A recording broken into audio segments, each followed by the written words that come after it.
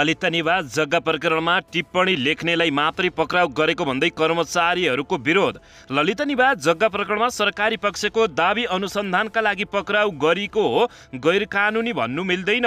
प्रधानमन्त्री पुष्पकमल दाहाल प्रचण्ड आजदेखि औपचारिक कार्यक्रममा सहभागी। प्रधानमन्त्री दाहाल साउन 7 गते इटली जाने। के छन् त कार्यक्रम, यसबारे सम्पूर्ण जानकारी। कम्पनी दर्ता र पुँजी वृद्धि गर्दा दस्तुर छुट दिने सरकारको निर्णय। नेकपा एमालेका अध्यक्ष केपी शर्मा ओली कोलम्बिया प्रस्थान। कार्यवाहक अध्यक्षको जिम्मेवारी ईश्वर पोखरेल र सुभाष चन्द्र नेवाङलाई। दलहरूको उदासीनताले संसदीय समितिको नेतृत्व चयन हुन नसकेको सभामुख देवराज घिमिरेको भनाई। 60 वर्षभन्दा बढी सक्रिय राजनीति गरेका देउबाले डेमोक्रेसी नबुझेको नेपाली काङ्ग्रेसका नेता गुरुराज घिमिरेको भनाई। बन्चरे डाँडामा स्थानीयवासीको अवरोध आज पनि कायमै। फोहोर व्यवस्थापनमा समस्या। बालेन्द्र शाहप्रति करिश्मा मानन्दरको कटाक्ष। 50,000 जरिमाना तिराएर 5 लाखको विज्ञापन गरिदिनु भयो।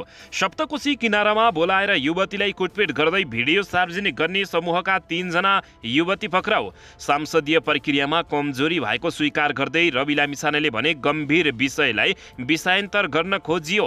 काठमाडौँको सीना मङ्गलमा शङ्कास्पद वस्तु बम फेला। नेपाली सेनाको टोलीले गर्यो डिस्पोज। सीना मङ्गलमा शङ्कास्पद वस्तु प्रकरणमा घटनास्थलबाट 1 जना युवक पक्राउ। शङ्कास्पद वस्तु राख्नेको बयान। काम गर्ने मान्छे हुँ, राख्न लगाउनेलाई चिन्दैन। भोजपुरका डीएसपी अपराधी जोगाउन लागेको भन्दै सडकमा उत्रिए विद्यार्थी। नेप्सेको दोहोरो अङ्कले उकालो यात्रा कायमै। 3 अर्ब 34 करोडको भयो कारोबार। कोशी नामाङ्करणबारे नेपाली काङ्ग्रेस केन्द्रीय सदस्यहरूको आक्रोश। केपी शर्मा ओलीको लहलैमा लागियो। गाउँमा जान पनि सक्ने अवस्था छैन। ACC emerging teams Asia cup नेपालद्वारा UAE 3 विकेटले पराजित। भद्रकुमारी घले निवासमा काठमाडौँ महानगरपालिकाले चलायो डोजर। काङ्ग्रेस महामन्त्री लाई लक्षित गर्दै नेपाली काङ्ग्रेसमा प्रश्न। केन्द्रीय समितिमा बसेर निर्णय गर्ने अनि बाहिर गएर बकमफुसे कुरा गर्ने। भारतीय प्रधानमन्त्री नरेन्द्र मोदीलाई पठाइयो ग्रेटर नेपालको नक्सासहितको ज्ञापन पत्र। र नेपालको पासपोर्टको कम शक्तिशालीको सूचीमा उल्टोबाट 8औं नम्बरमा सिङ्गापुरको विश्वकै शक्तिशाली। असारे विकासको प्रवृत्तिलाई रोक्नुपर्ने प्रधानमन्त्री पुष्पकमल दाहाल प्रचण्डको भनाई। संयम राजनीतिक गरेको भन्दै रामहरि खतिवडाले गरे नेपाली काङ्ग्रेस बैठकमा शेखर कोइरालाको प्रशंसा। काङ्ग्रेस वा माओवादी मध्ये एकलाई सिद्धाउने खेलमा नेकपा एमाले। अब हेर्नुहोस् पुरा समाचार। दर्शकबिन नमस्कार। तपाईहरू यति बेला युवा नेपाली युट्युब च्यानल हेर्दै हुनुहुन्छ। दर्शकबिन यदि हाम्रो च्यानल युवा नेपालीसँग जे पनि सब्स्क्राइब गरेर जोडिनु भएको छैन भने सब्स्क्राइब गरी जोडिनुहोला। साथै सँगै रहेको बेल आइकनलाई दबाउन पनि नभुल्नुहोला। दर्शक महानुभावहरू, तपाईहरूले हामीलाई कहाँदेखि हेर्दै हुनुहुन्छ, कस्तो अवस्थामा हेर्दै हुनुहुन्छ, देशदेखि हेर्दै हुनुहुन्छ या विदेशदेखि हेर्दै हुनुहुन्छ। यदि तपाईहरूले हामीलाई रेगुलर हेर्नुहुन्छ भने रेगुलर र पहिलोपटक हेर्दै हुनुहुन्छ भने पहिलोपटक भनी कमेन्ट बक्समा गई कमेन्ट गरी हाम्रो मेहनतको लागि एउटा सानो लाइक गर्न पनि नभुल्नुहोला।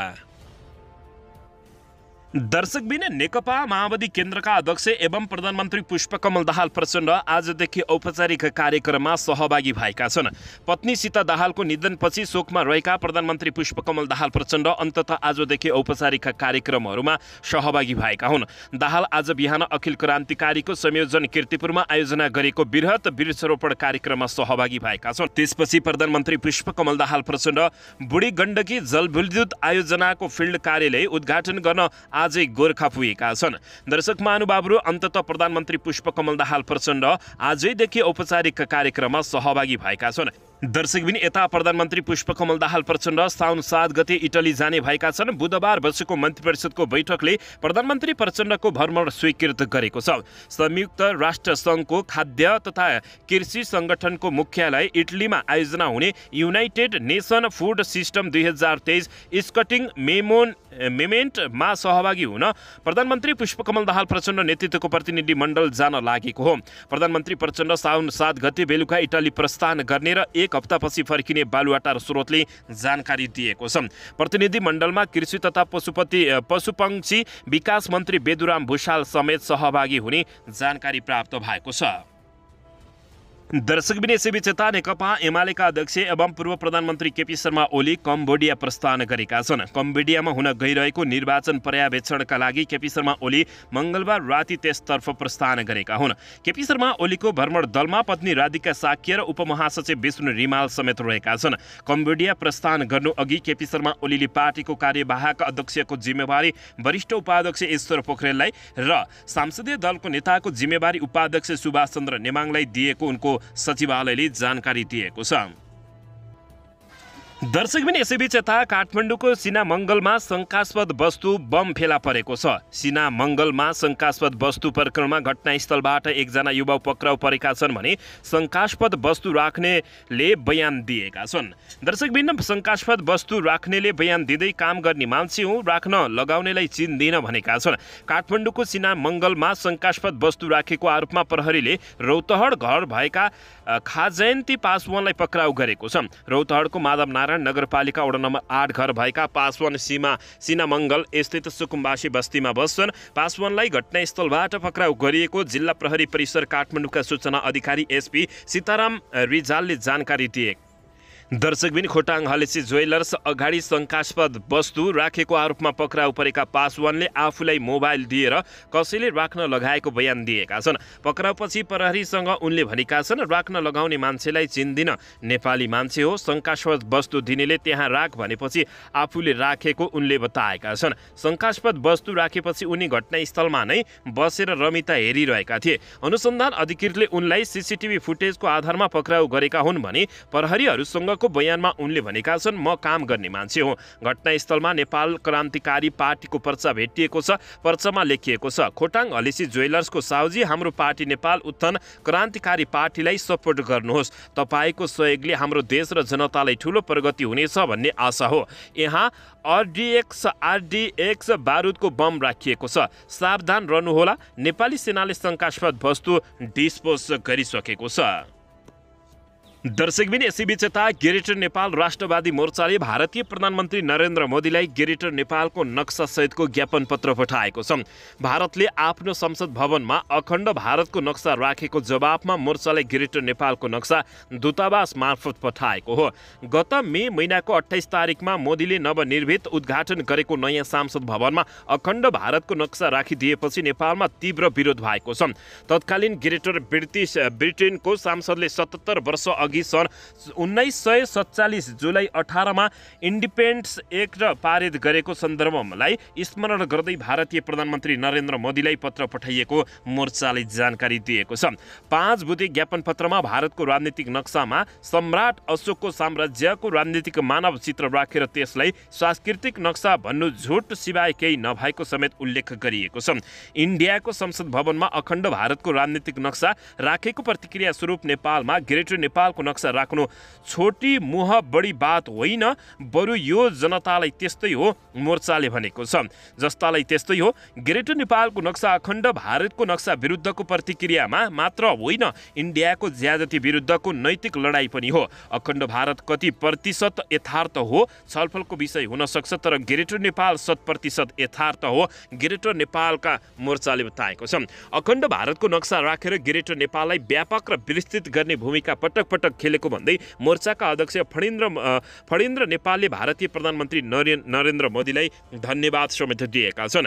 यहाँले 2019 को नोभेम्बर 2 मा नेपालको कालापानी क्षेत्रलाई इन्डियाको राजनीतिक नक्सामा राखेर गरेको गल्ती नसच्याएर सबै नेपालीहरूमा कालापानी मात्र होइन अब नाला पनि चाहिन्छ भन्ने राष्ट्रवादी मानवभावको विस्तार गर्न सहयोगी भूमिका खेल्नु भएको थियो भने गत मे महिनाको 28 तारिकमा त्यहाँको संसद भवनमा अखण्ड भारतको नक्सा राखेर ग्रेटर नेपालको नक्सा राख्ने र यसलाई व्यापक रूपमा विस्तार गर्ने वातावरणको निर्माण गर्नु ठूलो योगदान पुर्याउनु भएको छ, ज्ञापन पत्रमा बताइएको छ। दर्शकबिन यसैबीच भारतीय प्रधानमन्त्री नरेन्द्र मोदीलाई पठाइएको ग्रेटर नेपालको नक्सा सहितको ज्ञापन पत्रबारे तपाईहरूले के भन्न चाहनुहुन्छ, यसबारे प्रतिक्रिया दिन नभुल्नुहोला। दर्शकबिन यसैबीच यता असारे विकासको प्रवृत्तिलाई रोक्नुपर्ने प्रधानमन्त्री पुष्पकमल दाहाल प्रचण्डले बताएका छन्। प्रधानमन्त्री पुष्पकमल दाहाल प्रचण्डले भ्रष्टाचार नियन्त्रणमा निर्दोष नफस्ने र दोषी नछुट्ने गरी कारबाहीको प्रक्रिया अगाडि बढाइएको बताएका छन्। नेपाल इन्जिनियर एसोसिएसनको 61औं वार्षिक उत्सव कार्यक्रमलाई बुधबार काठमाडौँमा सम्बोधन गर्दै प्रधानमन्त्री प्रचण्डले त्रुटि एउटाले गर्ने र आरोप अर्कालाई लाग्ने गरेको गुनासोलाई सम्बोधन गर्दै निर्दोष नफस्ने र दोषी नछुट्ने र कोही ऐन र नियमावलीमा सुधार गर्ने बताएका छन्। प्रधानमन्त्री दाहालले वर्तमान सरकार सामाजिक न्याय, सुशासन र समृद्धिको प्राथमिकताका सहित बदलिएको व्यवस्था अनुरूप जनताको अवस्था बदल्न सरकार प्रतिबद्ध रहेको समेत उनले बताएका छन्। उनले बनेका पूर्वाधार नटिक्ने र दुर्लभ स्रोतको सही सदुपयोग नहुने असारे विकासको प्रवृत्तिलाई त्याग्नुपर्ने जोड दिएका छन्।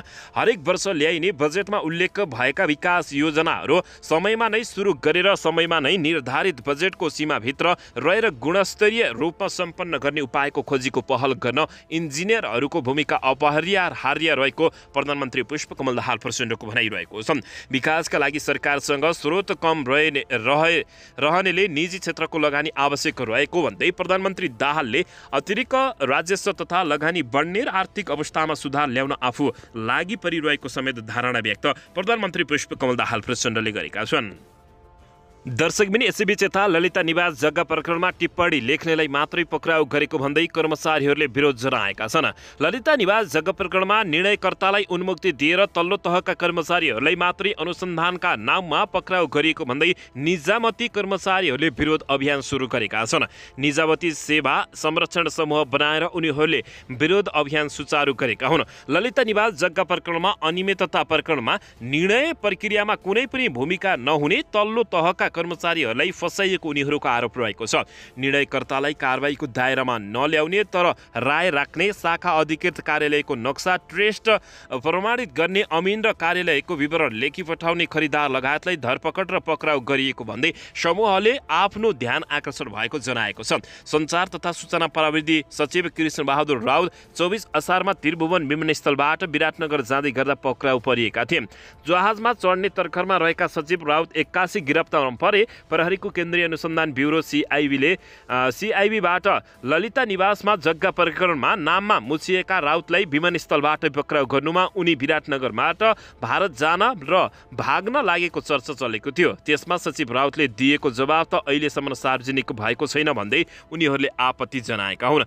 दर्शक महानुभावहरू, तर यसको जवाबमा ललिता निवास जग्गा प्रकरणमा सरकारी पक्षले दाबी गर्दै अनुसन्धानका लागि पक्राउ गरिएको हो, यसलाई गैर कानुनी भन्न मिल्दैन भन्दै जवाफ फर्काएको छ। दर्शकबिन ललिता निवासको सरकारी जग्गा व्यक्तिको बनाउँदा सरकारी दस्तावेज तथा कागजात किर्तेको आरोपमा पक्राउ परेका आरोपीहरूले दायर गरेको बन्दी प्रत्यक्षीकरणको रिट निवेदनमाथि सर्वोच्च अदालतमा सुनवाई जारी रहेको छ। सर्वोच्चले बुधबार सुनाइ सकेर रिटमा फैसला सुनाउने तयारी गरेको छ। सर्वोच्चका न्यायाधीश द्वय प्रकाश कुमार ढुङ्गाना र नकुल सुवेदीको इजलासमा सोमबारदेखि जारी बहस अन्तर्गत बुधबार सरकारी वकिलले आफ्नो तर्क प्रस्तुत गरेका छन्। बुधबार महाधिवक्ताको कार्यालयका तर्फबाट महाधिवक्ता लेखराज पराजुले बहस सुरु गरेका हुन्। सहन्यायाधिवक्ता पराजुले सरकारी दस्तावेज तथा दस्तावेजहरू किर्ते गरी ललिता निवासको सरकारी जग्गा व्यक्तिको नाउँमा बनाउने कार्य भएको र यसमा 1-2 जना मात्र नभई समूह नै लाग्ने गरेको बताएका छन्। उनले शक्तिशाली व्यक्तिहरूको संलग्न रहेको सङ्केतहरू अनुसन्धानबाट समेत देखिएको दावी गरेका हुन्। प्रहरीको केन्द्रीय अनुसन्धान ब्युरो सीआईबीको प्रारम्भिक अनुसन्धानमा विगतमा पनि भएको र फेरि थप अनुसन्धान गरी मुद्दा दायर प्रयोजनका लागि तथ्य प्रमाणहरू नष्ट हुने सम्भावना देखिएपछि केही व्यक्तिहरू विरुद्ध पक्राउ पूर्जी जारी भएको र केहीलाई पक्राउ गरिएको पराजुलीले दावी गरेका छन्। दर्शक महानुभावहरू, राज्यको सम्पत्ति हिनामिना अनुसन्धान भइरहेकाले थप पुष्टि गर्न शङ्का लागेका व्यक्तिलाई पक्राउ गर्ने, बयान गराउने र प्रमाणहरू नष्ट हुने वा अन्यथा अन्य गम्भीर अवस्था देखेमा थुनामा राख्ने दावी अदालतमै गर्ने र अदालतले अनुमति दिएपछि मात्रै राख्ने ललिता निवास जग्गा प्रकरणमा सरकारी पक्षले दावी गर्दै अनुसन्धानका लागि पक्राउ गरिएको हो, गैर कानुनी भन्न मिल्दैन भन्दै जवाफ फर्काएको छ।